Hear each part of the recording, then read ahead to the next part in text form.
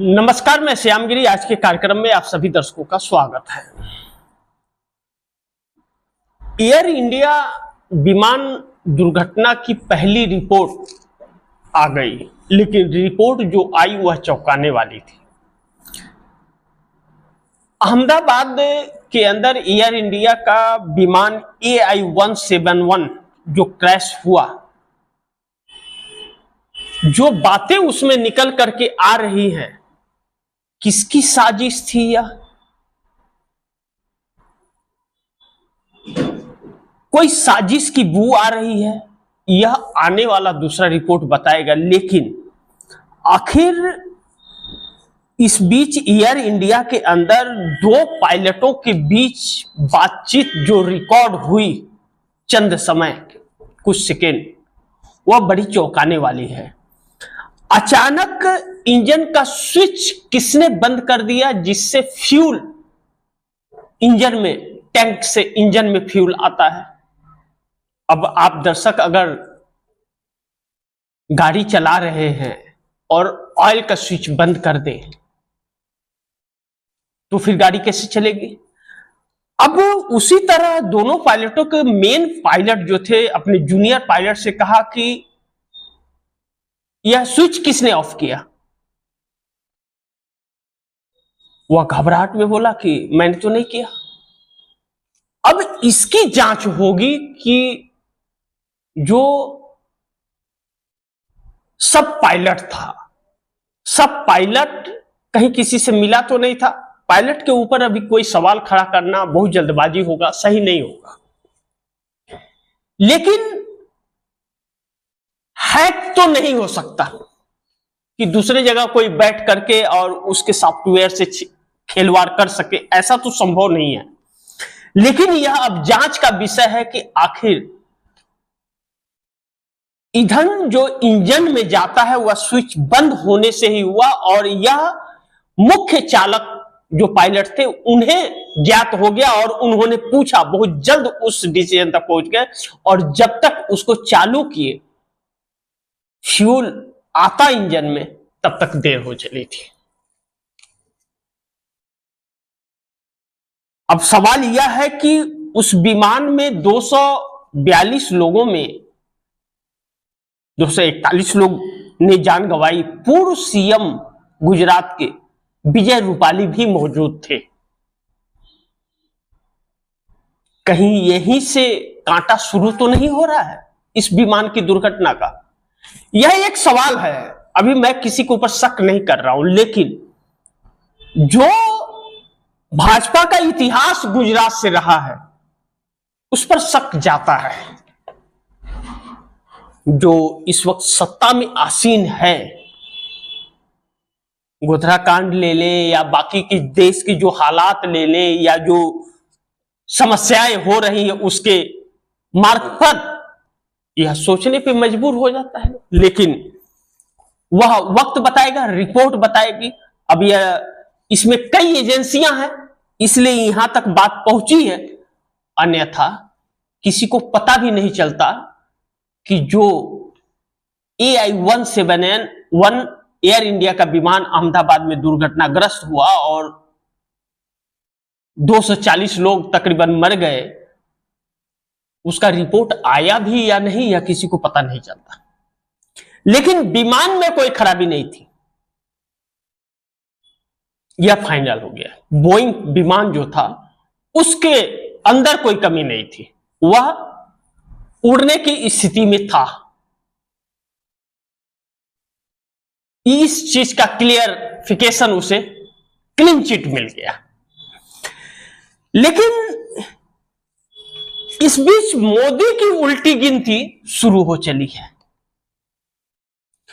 मोदी की उल्टी गिनती शुरू हो गई कि अब आरएसएस अपना दबाव नरेंद्र मोदी पर बखूबी दबाव बढ़ाने लगा है, और 17 सितंबर जो है नरेंद्र मोदी के लिए शुभ संकेत नहीं है। नरेंद्र मोदी को इस्तीफा जबरियन देना पड़ सकता है। लेकिन इस बीच बहुत सी अड़चन है। अब देखिए, आप दर्शकों को मैं बता दूं कि आने वाले वक्त में कुछ ही दिनों में आप दर्शक देखेंगे कि संजय जोशी राष्ट्रीय अध्यक्ष बनने जा रहे हैं। 99% तकरीबन आरएसएस ने मुहर तो 100% लगा दी है संजय जोशी पर। वसुंधरा राज सिंधिया का कल देर शाम एक बयान आया, जो राजस्थान की कई बार की मुख्यमंत्री थी, आरएसएस से नजदीकी है और भाजपा का राजस्थान भाजपा की कई बार मुख्यमंत्री रह चुकी हैं। इस बार भी उन्हीं का नंबर था, लेकिन उन्हें नहीं बनाया गया, रिमोट कंट्रोल वाले भजन लाल को बनाया गया। अब उन्होंने कहा कि समय बदलता है, तो अभी तक समय क्यों नहीं बदल रहा था? ऐसे वक्त पर कहना, जब आरएसएस यह साफ संदेश दे रहा है कि 75 साल में छोड़नी पड़ेगी कुर्सी, और मोहन भागवत अपने रहते रहते संजय जोशी को राष्ट्रीय अध्यक्ष भाजपा का बनाने जा रहे हैं, मुहर लग चुकी है तकरीबन। और अमित शाह, नरेंद्र मोदी और मोहन भागवत, यह 3 लोग रिटायर होने जा रहे हैं। हालांकि अमित शाह का 75 साल नहीं हुआ है, लेकिन मोदी हट गए और मोहन भागवत हट गए, तो मोदी के बगैर अमित शाह का क्या काम? अमित शाह को कौन पूछेगा? अमित शाह मोदी के बगैर नहीं चल सकते और मोदी अमित शाह के बगैर नहीं चल सकते। तो इसका मतलब दोनों की विदाई होने वाली है और अमित शाह अपने लिए गुजरात में स्पेस देखेंगे। लेकिन कहा जाता है कि नरेंद्र मोदी इतनी आसानी से छोड़ेंगे नहीं। लेकिन कांग्रेस ने कहा कि मोदी 75 साल में जाने वाले हैं। यह भाजपा के अंदर की भी आवाज है कि 75 साल पूरा होते ही मोदी जाने वाले हैं, देश के अच्छे दिन आने वाले हैं। अब आप दर्शक सोचिए कि किसी भी सरकार से या प्रधानमंत्री से देश के लोग अपेक्षा यह करते हैं कि शिक्षा स्वास्थ्य सही होगा, महंगाई कम होगा और रोजगार मिलेगा, इसकी अपेक्षा सबसे ज्यादा करते हैं। लेकिन नरेंद्र मोदी का इस्तीफा कब होगा, अब अपेक्षा देश में इसकी होती है। पहले प्रधानमंत्री हैं नरेंद्र मोदी, जिनके इस्तीफे और कुर्सी छोड़ने की चर्चा, कोई एक ऐसा घर नहीं होगा कि जिस घर के बच्चा गाली न देता हो और जिस घर के अंदर यह चर्चा न होता हो कि यह कब कुर्सी छोड़ के जाएगा, इसका कब इस्तीफा होगा, इसका कब सरकार गिरेगा। इस बीच एनडीए गठबंधन जिस संकट से गुजर रहा है, एनडीए गठबंधन के लिए मुसीबतें बहुत बढ़ जाने वाली हैं, क्योंकि वह जो घटक दल हैं इस वक्त, उन घटक दलों के असीमता की बात आ गई और वह भी कहीं ना कहीं समाप्ति की तरफ जाते हुए नजर आ रहे हैं, क्योंकि नरेंद्र मोदी ने ऐसा उनके साथ किया कि उनका अस्तित्व भी दांव पर लग गया, उनके वोटर से ही उनके साथ छोड़ दिया। नरेंद्र मोदी के साथ के चक्कर में एनडीए के छोटे छोटे घटक दल समाप्त होते हुए नजर आ रहे हैं। अब बड़ी महत्वपूर्ण है कि भारतीय जनता आरएसएस के मोहन भागवत जो कह रहे हैं कि 75 साल में रिटायर होना पड़ेगा, हो जाना चाहिए, कुर्सी छोड़ देना चाहिए, अपने दूसरे लोगों को चांस देना चाहिए, वही मोहन भागवत 11 सितंबर 2025 को 75 साल के हो रहे हैं, तो वह कुर्सी छोड़ने को तैयार है। और मात्र 6 दिन के बाद प्रधानमंत्री नरेंद्र मोदी 75 साल के हो रहे हैं, 17 सितंबर 2025 को। और नरेंद्र मोदी ने ही यह नियम बनाया था कि 75 साल में कुर्सी छोड़ना पड़ेगा, और इसी के तहत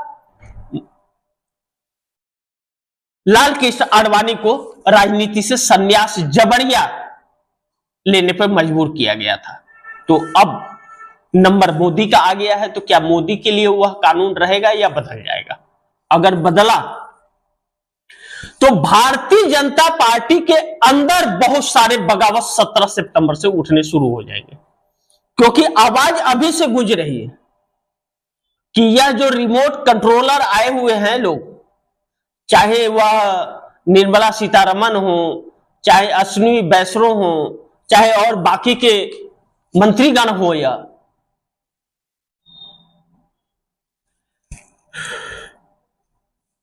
पहली बार आए और बिना चुनाव लड़के आए राज्यसभा के जरिए और मंत्री बन गए, और जो कई बार के सांसद चुन करके आए हुए हैं भाजपा के लोग, उन्हें कोई स्पेस नहीं।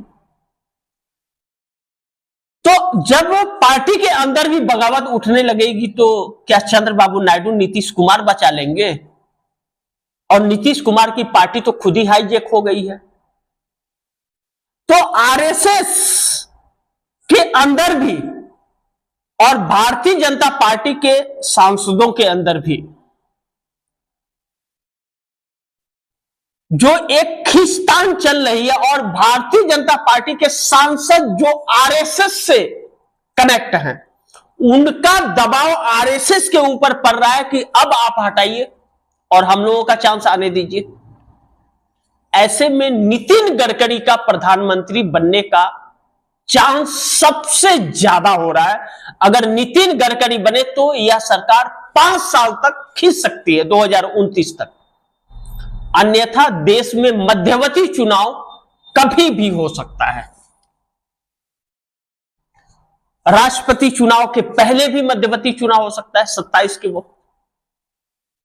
क्योंकि अब परिस्थितियां विपक्ष से ही नहीं दिक्कत, अब परिस्थितियां भारतीय जनता पार्टी के अंदर और आरएसएस के अंदर से उत्पन्न हो रही है, जो मोदी की उल्टी गिनती शुरू कर रहा है। क्योंकि भाजपा सांसदों का दबाव आरएसएस के ऊपर है और आरएसएस दबाव बढ़ाने के लिए मजबूर है। और संजय जोशी तो अध्यक्ष होंगे। अब तो अमित शाह को भी लग गया कि वह बहुत जल्द रिटायर हो जाएंगे, उनकी चल नहीं पाएगी। भाजपा का अध्यक्ष बदलते ही हर किसी की हवा टाइट हो जाएगी, और संजय जोशी अध्यक्ष बनने का मतलब यह होगा कि नरेंद्र मोदी और अमित शाह की छुट्टी हो जाएगी। अब ऐसे में चुनाव आयोग कहते हैं कि बड़े मियां छोटे मियां सुभान अल्लाह। चुनाव आयोग एक अहम किरदार में आ गया। मुख्य चुनाव आयुक्त राजीव कुमार अलग गुण खिला रहे हैं। पहला ही चुनाव है इनके कार्यकाल का। पहला चुनाव बिहार विधानसभा का चुनाव इनके हाथ में आया, और पहले ही चुनाव में बहुत पॉपुलैरिटी हासिल कर ली। इन्होंने ऐसी पॉपुलैरिटी हासिल कर ली कि गुलामी की पराकाष्ठा को पार कर दिया। साफ खुल करके दिख गया इनके छवि और इनकी नीयत में कि यह किसी की गोद में बैठकर किसी के इशारे पर काम कर रहे हैं, किसी और के लिए काम कर रहे हैं।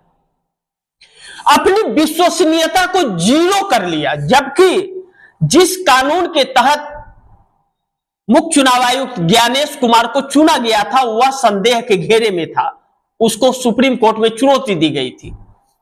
तो ज्ञानेश कुमार को एक इतिहास बनाना चाहिए था कि ठीक है, कानून गलत हो सकता है मुझे चुनने के लिए, मुझे चुने जाने का तरीका गलत हो सकता है, एक पक्षीय हो सकता है, लेकिन मैं एक पक्षीय नहीं हूं, मैं निष्पक्ष हूं, यह संदेश उनको देना था। लेकिन उन्होंने तो बेईमानी की, वह हर हदें पार कर दी। अब चुनाव आयोग जो 2003 में चुनाव लिस्ट में जो नाम रहेंगे तो उनके लिए दिक्कत नहीं आएगी, जो बात कर रहा था, उस 2003 के चुनाव आयोग द्वारा रिवाइज किए गए रिपोर्ट गायब हो गए। चुनाव आयोग कह रहा है वो तो रिपोर्ट ही नहीं मिल रहा है, और वेबसाइट से भी डिलीट हो गए हैं। सोचिए कि किस तरह बनाया गया था, उसमें किन प्रोविजनों का ध्यान रखा गया था, क्या डॉक्यूमेंट मांगे गए थे, वह सब गायब हो गए। वो डॉक्यूमेंट ही चुनाव आयोग से गायब हो गए। कह रहे कि मिल ही नहीं रहा है चुनाव आयोग, वेबसाइट में पड़े रहे तो वेबसाइट से डिलीट हो गया है। ठीक है, फाइल नहीं मिल रही तो वेबसाइट से कैसे डिलीट हो गया, और वही डॉक्यूमेंट कैसे डिलीट हो गया। यानी कि अब साफ यह लग रहा है कि ज्ञानेश कुमार के ऊपर 0.0001% भी विश्वास नहीं किया जा सकता।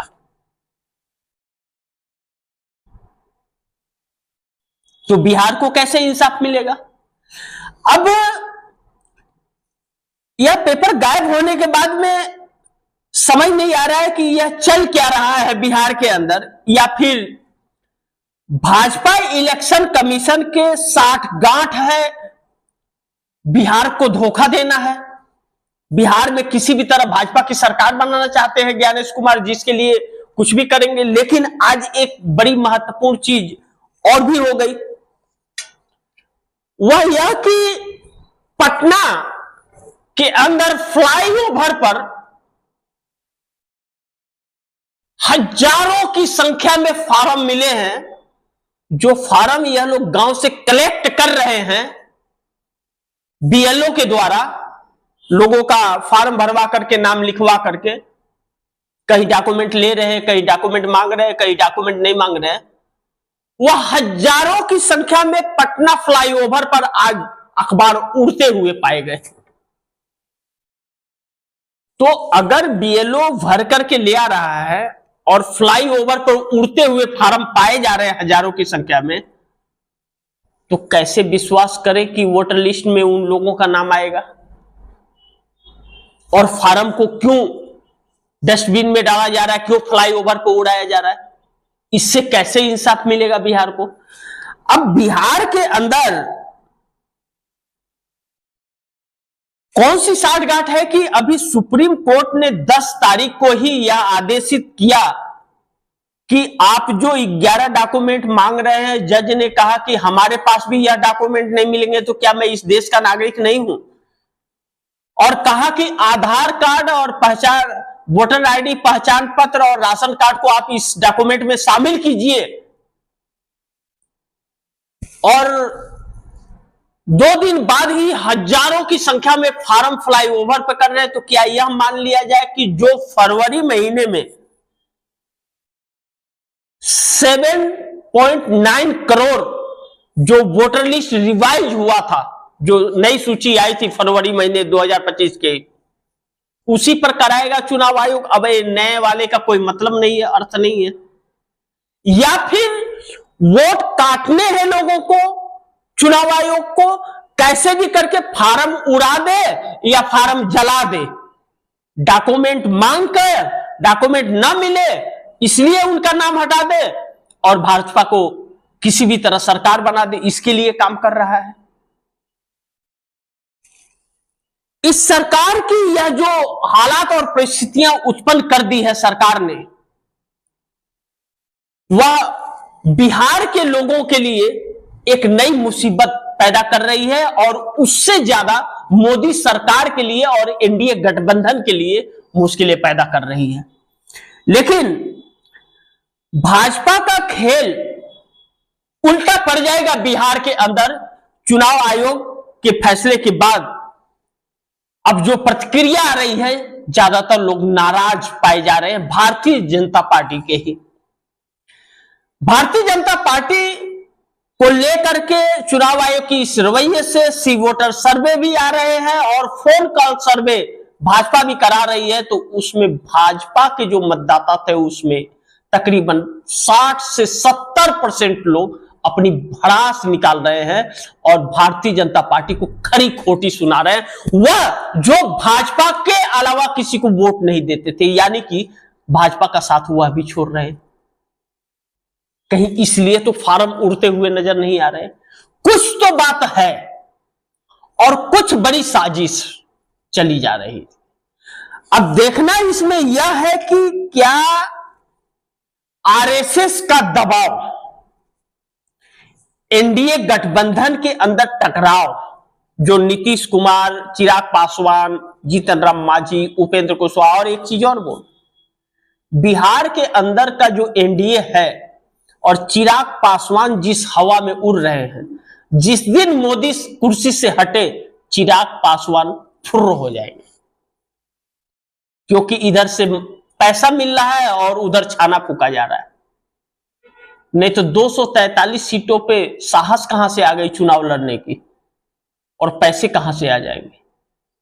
तो मोदी अगर 75 साल में हट गए, आरएसएस का जिस तरह दबाव चल रहा है, तो चिराग पासवान को कौन पूछेगा, पहली चीज। और दूसरी चीज कि नीतीश कुमार के साथ जो व्यवहार भारतीय जनता पार्टी ने किया है बिहार के अंदर, नीतीश कुमार को मौका मिल गया तो बख्शेंगे, बिल्कुल संभावनाएं नहीं है इस चीज की। तो एनडीए गठबंधन में टकराव और आरएसएस का दबाव, बीजेपी में बगावत, मोदी का 75 साल पूरे, भारतीय जनता पार्टी के अंदर जो बगावत हो रहा है, और सांसद आरएसएस के ऊपर दबाव दे रहे हैं कि इनको 75 साल में रिटायर कीजिए, आप पहले हटाइए, जो त्रस्त हो गए लोग। चंद्रबाबू नायडू की चुप्पी, और चंद्रबाबू नायडू जो देख रहे हैं कि नरेंद्र मोदी की वजह से अब चंद्रबाबू नायडू की साख पर दांव पर लगती जा रही है, दाग लगता जा रहा है, और आंध्र प्रदेश के अंदर एक अलग हवा बाउंडर बना रही है, और वह कब बाउंडर उठेगा चंद्रबाबू नायडू के लिए भी मुश्किलें पैदा कर देगा। तो वह समर्थन देंगे अब मोदी को, इस पर भी शक है। लेकिन विदेश नीति फेल, सरकार फेल, और 3 लोगों का रिटायरमेंट या इस्तीफा कह ले, नरेंद्र मोदी का इस्तीफा, अमित शाह का इस्तीफा, और मोहन भागवत आरएसएस का इस्तीफा होने जा रहा है। मोदी, भागवत, अमित शाह। मोहन भागवत 2009 से हैं आरएसएस के प्रमुख, और अब वह 75 साल में रिटायरमेंट लेने जा रहे हैं। ऐसा उन्होंने संदेश दे दिया कि मैं 75 साल में छोड़ दूंगा, और 75 साल में बाकी लोगों को भी छोड़ देना चाहिए, यह भी संदेश उन्होंने दे दिया। तो भारतीय जनता पार्टी के अंदर उठता सवाल नरेंद्र मोदी के कुर्सी के लिए शुभ संकेत नहीं दे रहा है। लेकिन चुनाव आयोग के ऊपर भी जो सवाल खड़े हो रहे हैं, चुनाव आयोग साफ एकदम दिखाई दे रहा है कि चुनाव आयोग धांधली भाजपा के लिए कर रहा है, किसी एक पार्टी के लिए काम करता हुआ नजर आ रहा है।